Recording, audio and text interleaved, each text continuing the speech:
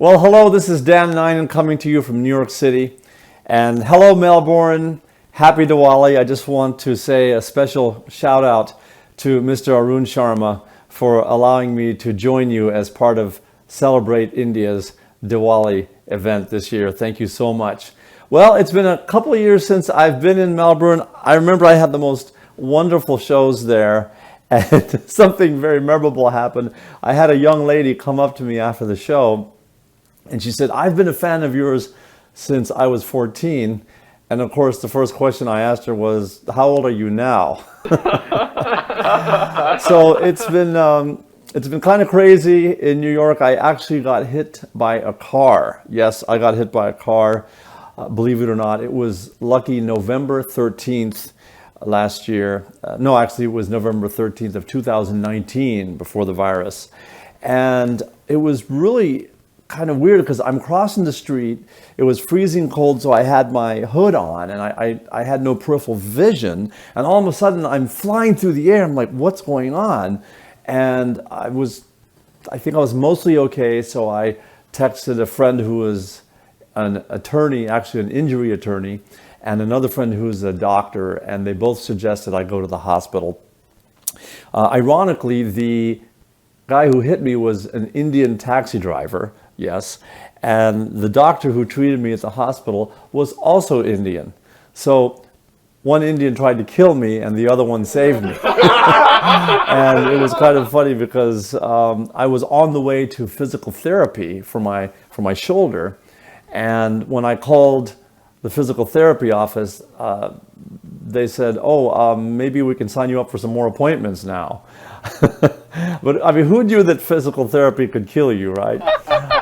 Now, when they took the police report from the taxi driver, he came up to me afterwards and he said, "I'm so sorry, and I hope to run into you again." The ambulance ride, I got the bill, the ambulance ride, 5 minutes from Park Avenue to Bellevue Hospital, $784.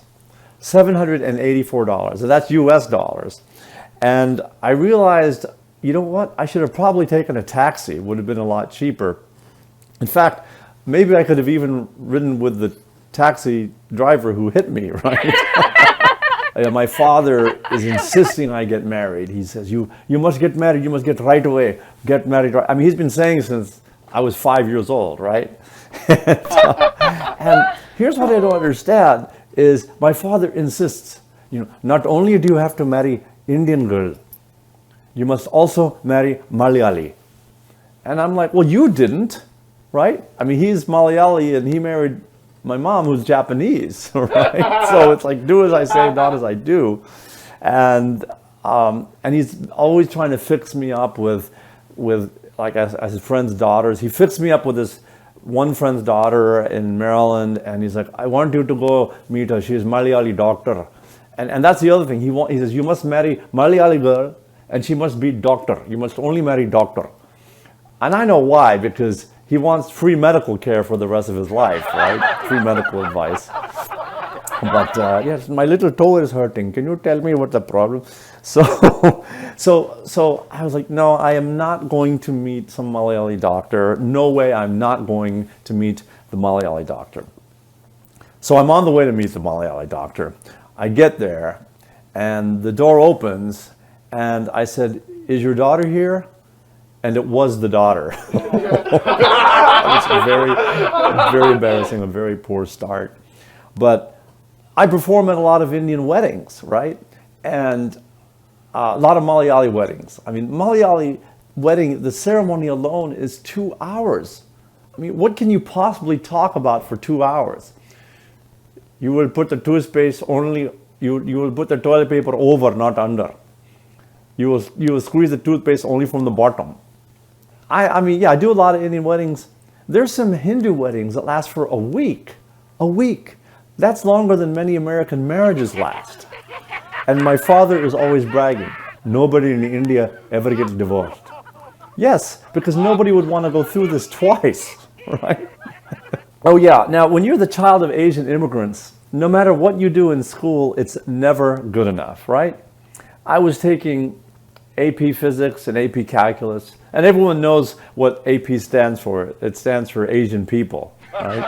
I was taking AP Physics and AP Calculus in high school, and I was so proud. I told my father, "Pa, I'm taking, AP Calculus." He goes, "In India, we do calculus in kindergarten." And I told him I was taking physics. He says, "In India, I built a superconducting, subatomic, particle accelerating, large hadron super collider when I was still a fetus." You just can't win. It's awful. So anyway, I just want to say thank you again. Happy Diwali wishes to everybody, and I hope to see you all in Melbourne soon. Happy Diwali. All the best from New York, and thank you again to Mr. Arun Sharma for being able to celebrate India's Diwali with you.